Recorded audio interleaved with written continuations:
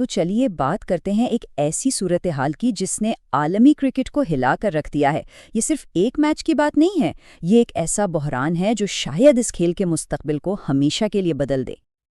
और इस सब की शुरुआत हुई एक चौंका देने वाले ऐलान से। एक ऐसा ऐलान जिसकी गूंज इस्लामाबाद से दुबई तक पूरी क्रिकेट की दुनिया में सुनाई दी।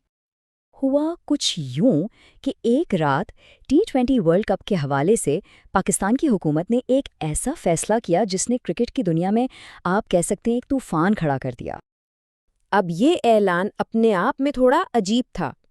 एक तरफ तो पाकिस्तान ने कहा कि हाँ, हम T20 वर्ल्ड कप में जा रहे हैं, लेकिन दूसरी तरफ उन्होंने क्रिकेट की सबसे बड़ी दुश्मनी यानी इंडिया के खिलाफ मैच का बाइकॉट करने का ऐलान कर दिया। इस ऐलान के फौरन बाद जाहिर है खेल की आलमी गवर्निंग बॉडी यानी ICC हरकत में आई और उनके रद्द-ए-अमल से ही इस बहरान की असल गहराई का अंदाजा हुआ। यहाँ टाइमिंग सब कुछ है, बिल्कुल सब कुछ। जरा सोचिए, इतवार की रात 11 बजे प्रेस रिलीज जारी करना ये कोई मामूली बात नहीं है। ये इस बात का इशारा है कि सूरत-हाल कितनी संगीन थी, कि ये एक आम मसला नहीं बल्कि एक आलमी इमरजेंसी है।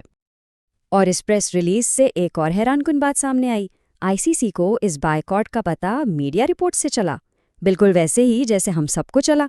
उन्हें कोई सरकारी इत्तला दी ही नहीं गई थी। और यहाँ से ICC के असल डर की वजह सामने आती है।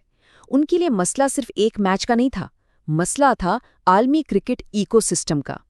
अब ये इकोसिस्टम क्या है? सीधी सी बात है, ये वो नाजुक निज़ाम है जो इस खेल को चलाता है और सबसे अहम, इससे पैसा बनाता है।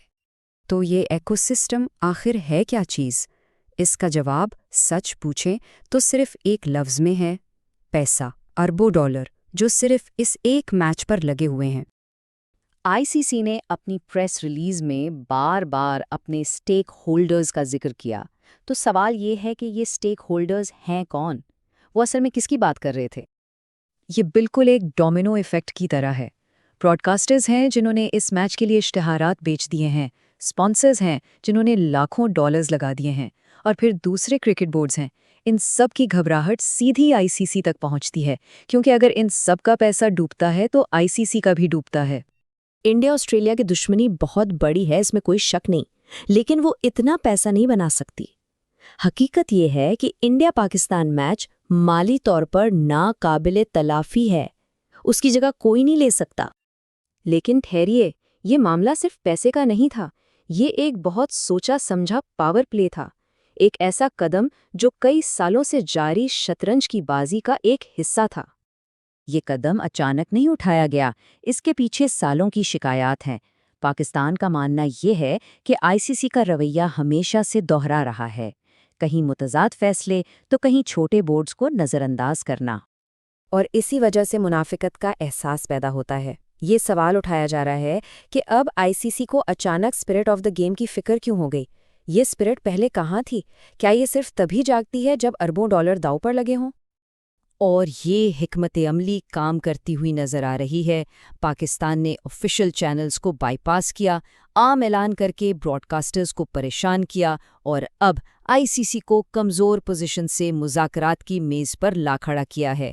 अब ICC को मजबूरन टूर्नामेंट बचाने के लिए बाहमी इफ़ाम तफ़हीम की बात करनी पड़ रही है। तो अब हम एक ऐसी जगह खड़े हैं जहां कोई भी पीछे हटने को तैयार नहीं। इस डेडलॉक ने, इस तातुल ने पूरे टूर्नामेंट के मुस्तकबिल को दांव पर लगा दिया है।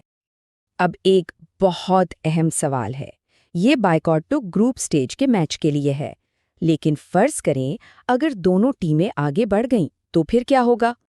शेड्यूल के मुताबिक कोई भी सेमीफाइनल या फाइनल भी कोलंबो में ही खेला जाना है, यानी वही जगह जहां पहले मैच का बायकॉट हो रहा है। इसका मतलब हम वर्ल्ड कप फाइनल के बायकॉट का तस्वर भी कर सकते हैं। सोचिए कितनी बड़ी बात है ये। और इस सारी सियासत के बीच में कौन फंस गया है? हजारों फैंस, वो लोग जिन्होंने नाकाबिले वापसी टिकटें खरीद ली हैं, फ्लाइट्स और होटल बुक करवा लिए हैं। उनके माली नुकसान का जिम्मेदार कौन होगा? अब सबकी नज़रें इस बात पर हैं कि अगला कदम क्या होगा। आम ख्याल यही है कि ICC को इस डेडलॉक को ख़त्म करने के लिए लाहौर आना पड़ेगा और कुछ बड़ी रियायतें देनी पड़ेंगी। लेकिन ये एक कदम, एक ऐसे तसादम का आगाज़ बन गया है जो बरसों से पक रहा था।